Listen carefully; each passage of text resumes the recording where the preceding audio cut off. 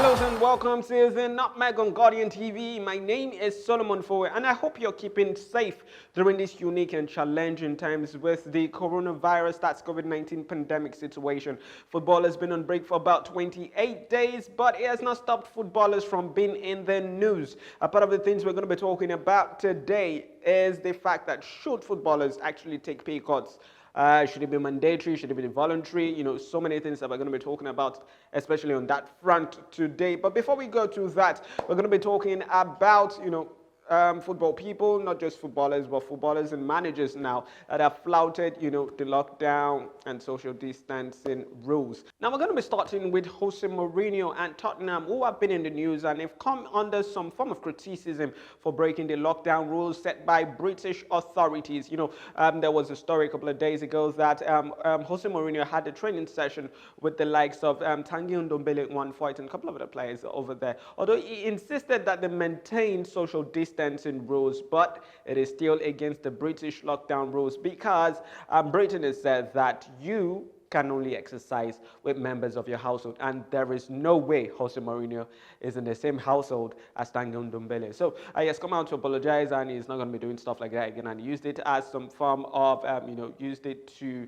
propagate that gospel, if I can use it that way, to tell people to stay at home and to follow the rules of the lockdown. But another team that has been doing even way better than Tottenham have been doing when it comes to monitoring the progress and training of certain players during these unique times is Arsenal. Arteta is going tech savvy. Is using GPS systems installed in suits to track the conditioning of certain players, certain Arsenal players that have gyms in their house. I think I saw the likes of David Luiz. I saw Siad Kolasinac, and it's quite interesting, though it's not breaking any social distancing rules, it's not breaking any of the British lockdown rules, and players are getting fit and remaining in tip-top shape for when the season resumes, if it does resume. There's also the story of players together. The captains of Premier League sides and the stars of Premier League are coming together to set up a charity and a fund for the NHS, the National Health Service of Britain, yes, for them to be able to tackle this COVID-19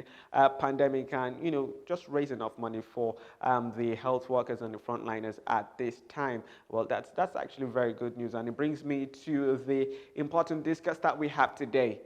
Seeing that players are doing a whole lot when it comes to these contributions, taken out of their wages, taken out of their salaries, for them to be able to, chip in when it comes to these charities. Should players be forced to take pay cuts? Should it be voluntary?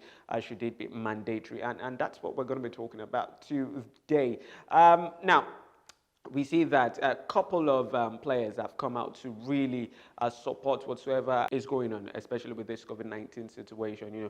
Support the frontliners, support hospitals. I had the story of Wolverhampton Wanderers players and managers, coming together, putting together as much as a six-figure sum for them to support the hospitals there and the health workers there. And we've heard these stories over and over again, people contributing large sums and large donations to the frontline workers. But what we are hearing mostly at this time, especially in the Premier League, is that we're going to be getting, some players are going to be getting as much as 30% pay cuts. Although the players have come against that, they are strongly against that. Some of the players are strongly against that. It was out of the meeting that the PFA had with, some of the Premier League club sides. But now, I think it's a really dicey and tricky situation, to be honest. And when you're looking at pay cuts in itself, you're looking at the fact that, who is going to be benefiting from these pay cuts? Why should players take pay cuts? And more importantly, I don't think it should even ever be compulsory for players to take pay cuts. Why? Because these players are bound to certain contracts, and there's a contract that says you have to pay them this certain amount over days. And Aston Villa, on loan Aston Villa player, Mbwana Samantha actually said that you should make it more voluntary. Give an option for players to take pay cuts.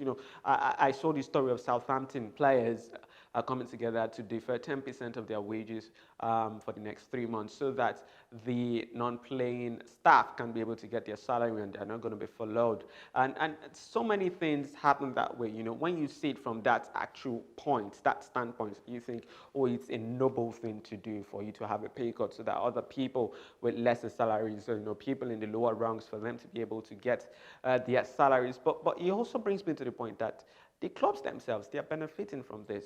And absolutely, it should be that if there's any talk of a pay cut, really, it should be when the financial health of the club is really, really, really threatened, where possibly the club is going to go under, where it's going to be very difficult for the club to survive, post the COVID-19 times.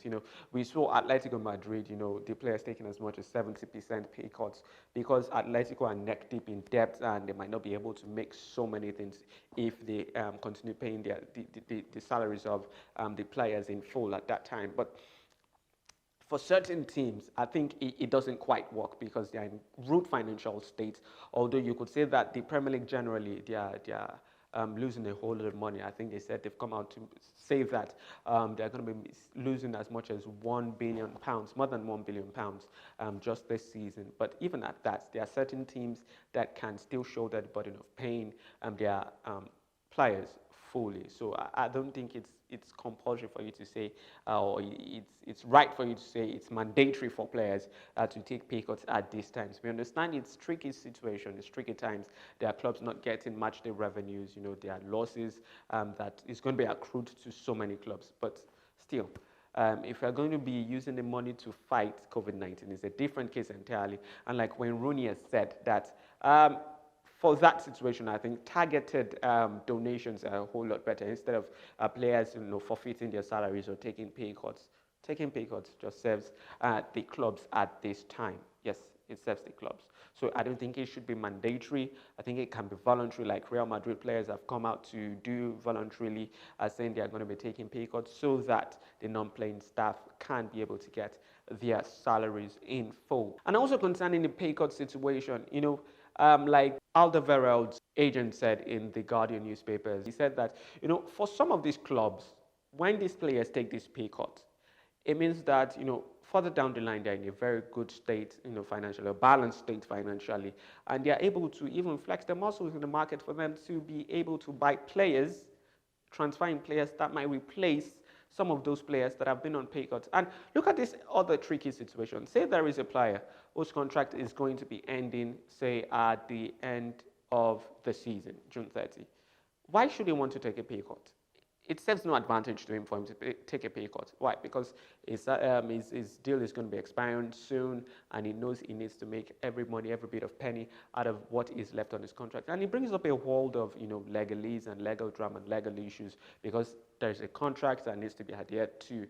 When there's precedents like this, what happens further down the line if stuff like this raises its head again? So it's very tricky. It's a very tricky situation. The clubs have to find a way to get through to their players, for their players to understand their states. They have to open up to their players if there are any issues, and if it's really, really detrimental to the state of the health of the club, if there is no pay cuts, if the pay cuts has to be absolutely important, then the players would be able to turn around and see what they really mean. But you can't just mandate players who are bound to a contract to take pay cuts. So let me know in the comment section what you think. Should players take pay cuts? Shouldn't they take pay cuts? Should it be mandatory? Shouldn't it be mandatory?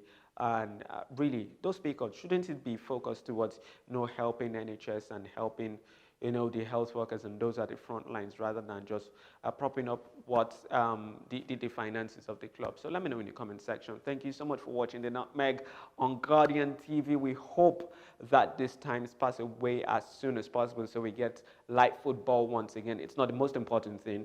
The most important thing is our health, and we hope that you're keeping safe. We hope you are washing your hands. We hope you're keeping social distancing. Until next time, my name is Solomon Fowe, and this has been the Nutmeg.